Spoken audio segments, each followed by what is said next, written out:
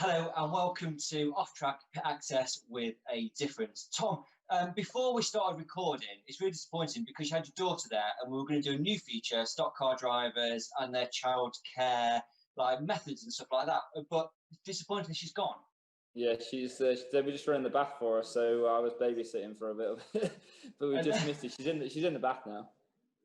It's like a new segment. I thought it'd be brilliant, but anyway. She'll be back in a minute. I'm sure she'll be back in a minute. So we wanted to talk to you this evening. Obviously, I wasn't there last night, and we thought we'd do some stuff today in terms of talking to drivers that had a great night. And you broke your bad luck Kings Lynn Omen thing. You won 2 races last night around Kings Lynn. You must be pleased with that. Yeah, I was a bit annoyed when the red flag came out as I was coming off turn 4 to win the final, but it's racing and it's just one of them things, isn't it? We have to win some like that and we lose some like that. So JJ drove a brilliant race and I was fortunate to get to him on last corner and then the reds come out. And then what happened? What happened after that? Because you got 5th in the final, didn't you? Yeah, it cut out on the restart. It cut out, and then Mick Sauder shoved me down the straight, and I couldn't get it. When it cut out, I put it in neutral to try and start it, but then it started, but then he was shoving me, so I couldn't get it in gear. So I didn't get it in gear until like turns 1 and 2, and then I was running 3rd, I think, and I went for Frank in the last corner for 2nd, and he's half spun in front of me and took me onto the infield. He managed to straighten up and get off, and then 2 others passed me. Yeah, but it was a good night though. So you look like you enjoyed it. It was quite trying conditions. Yeah, it was. Yeah, heat 3. We got different engine in the stuff, and we tried a few things for heat 3, and the car was really good in heat 3, really good. So then the rain came and changed the night completely, but it was a good night all round, and there was some good action throughout the field, and I thought it was some good racing. So speaking of which, did you have a front row seat for Mark and Frankie? Did you see what was kind of going on with them two? Yeah, well, I was going to sort of like join on to the back of Mark to get rid of them both in the Grand National, and then I thought if I don't lift now, I'm not going to make the corner either. And then they just disappeared into the fence, so I just threw underneath them. It was I had quite a good front row seat of that, and then I come around the next lap and they were facing each other head on in the next corner. It was it's good for the fans, isn't it? Absolutely. And then normally you're involved in kind of big incidents, but for last night, you were just sort of driving past, looking out your window going, "Well, boys, somebody else getting in trouble rather than me for a change."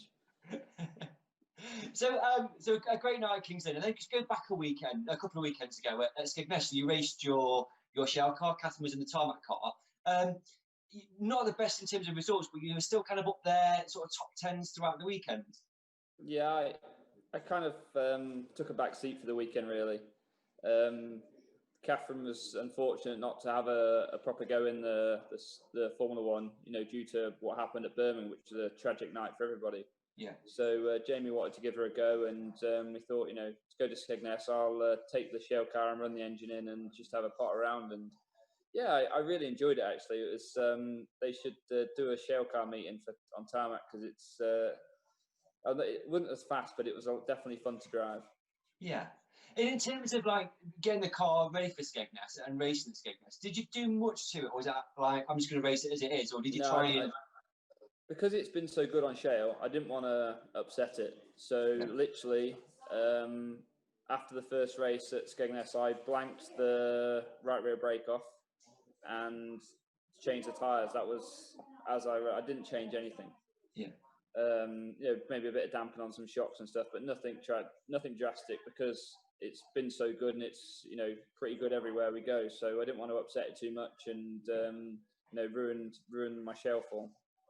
There is that debate, isn't there, in stock cars, while we're on the subject around should we have one car for both surfaces? I mean, what is your view on that? I think it's gone too far for that, if I'm honest. I do think 2 cars is, although it's more money, it's a lot less work. To be competitive week in and week out, it's a lot less work. And every time you go, obviously the Tarmac car's all nice, everything's free and not full of dirt and grit. Yeah. And now these shale cars, they're out and out shale cars. The engine's right back and high and complete different characteristics of what a Tarmac car is. Really low and wide and complete different ends of the spectrum, really. Okay. We was going to let Catherine race the shale car on Sunday, but after I drove it Saturday night, I thought, no, it's fine. You just carry on as you are. It was a bit of a handful. Yeah, she had a great meeting, did Catherine, and and I think I was sort of thinking about it, and you've got this almost up and coming group of younger drivers again. You've been usurped. You've got like Catherine, the Evans twins, you've got Joe Nicol, you've got Finn Sargent. There's all those kind of up and coming drivers, and you're kind of getting to the middle of the field now, type thing, aren't you? The old like cast off time, isn't it now? Time to retire. No, it is. It's brilliant to see all the generations coming through the sport, and Catherine at Skegness. I was quite shocked actually. She's always been very good driver. Very she's a thinker, Catherine. And when she was battling with Frankie and Matt in the heat in her first racing it since November last year. It was quite surprising. Then I shouted at her a little bit and told not to mess about. And then I was looking for her in the final. I couldn't see her anywhere. And then I think she got 5th in the final on Saturday. And I watched the video back, and it was just unfortunate the oil come down, because I think she could have got a podium. Really, it just inexperience with a Formula One with the power and the different brakes and the tyres and stuff. It was just kind of just took her a bit too long to kind of get used to the changing conditions. Really. Yeah. And how many times has she messaged you since going, when's my next go? Well, there is talks of the V8s going for sale, and they're having a Formula One. So, but I don't know what she'll do, to be honest. No. I don't know. But she's what pleases me with Catherine. She doesn't realise how good she was. She has no idea. She just she wants to race and wants to go fast. And to watch her in the Grand National on Saturday night, I was doing my best to keep up, but I was spending most of my race watching what she was doing. And she's on a fantastic battle with Lee, and some really experienced drivers. And I know everyone says she's in a good car. Yes, she was in a good car, but you still got to drive it. And she did a fantastic job. She was in the mix, right through Saturday night. So really proud of her.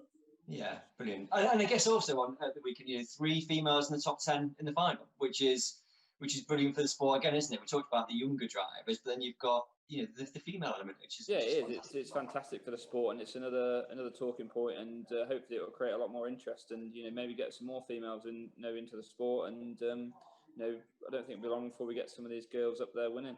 Yeah. Okay. And just looking ahead now, 2 weeks' time, we've got the sort of chase final at Kings Lynn. Going to be on the second row, you've got Frankie and Mark in front of you. Have you now got a different game plan, bearing in mind their friendship that they've developed over the weekend? No, I'm just going to let them take each other out and try and win. Okay, brilliant. No, it's one of them racing it. I haven't really. The chase thing has been fantastic, for the NHS and everything the guys done behind the scenes. It's fantastic for the sport, and obviously for a great cause. And just hope it's a good race, and hopefully the weather holds off. And I think it'll make a much more interesting racing if the weather holds off. Mark's done fantastic this year. To lead the series right the way through and get pipped at the post. And he did give it his best in the Grand National yesterday, didn't he? He did. He did. And in terms of your car, is it clean or is it still dirty? No, it's still in the truck. Yeah. Are you just like, I can't look at that? Well, to be honest, it was after the Grand National yesterday. It was a complete mess. So we got the water tank on the truck, so we actually got the pressure washer out and left most of the dirt at Kings Lynn. So they can have that back. So we scored the worst of it off at the track, and so but it is still a mess. But it's not just the car, it's overalls and goggles and boots and the rest of the stuff that goes with it. It's all in the truck ready to face me tomorrow morning. Yeah, I spoke to Frankie. We spoke to Frankie this evening, and he said it's kind of almost a 4-hour job just to clean the car. It's just a ridiculous amount of time it takes from a wet shale meeting. Yeah, it's all right, and it gets everywhere, and it does wreck everything. It'll all be in the ballot, especially with it being so it was like slurry, wasn't it? So when it gets in the hot radiator, it then cures and goes hard, so it blocks the radiator up, and then the engines get hot and overheat. So it is a time-consuming job to clean it all properly. And then you do have to take a lot of stuff off. I'll be taking my ballhousing out to make sure the clutch and everything's clean and the release bearing's nice, and just basically because if you don't, then it can cost you a race position, even a win. So it'll be a busy week of maintenance, definitely. Yeah. I'm sure the fans obviously appreciated, you guys going out and trying to put on a show. It's in quite difficult conditions. So, thank you for that. Yeah, we're it coming works to both ways, doesn't it? Oh, go on. Yeah. It works both ways, doesn't it? We appreciate the fans staying there and watching us.